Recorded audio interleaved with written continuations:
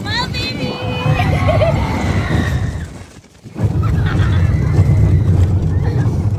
Miles Ocampo, nagdiwang ng kaarawan sa happiest place on earth, Disneyland, Hong Kong.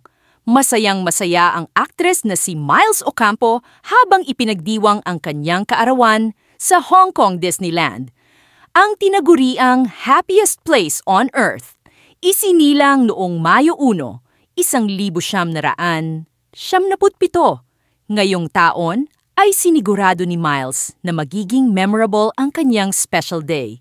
Kasama niya sa trip ang boyfriend niyang si Elijah Canlas. At sa mga litratong ibinahagi nila, kitang-kita ang saya at kilig habang nililibot nila ang park. Suot ni Miles ang kanyang birthday badge buong araw. At base sa kanyang caption, proud, at sobrang saya siyang ipinagdiwang ito sa paborito niyang lugar.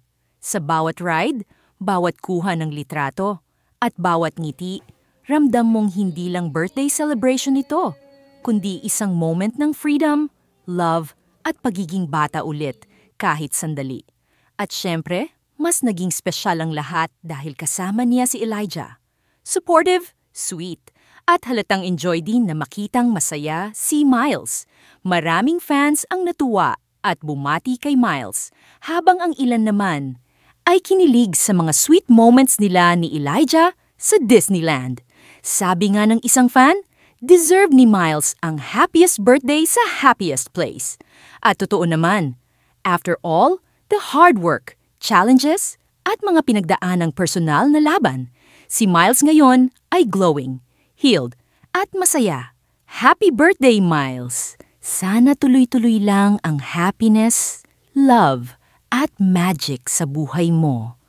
On-screen man o sa totoong buhay.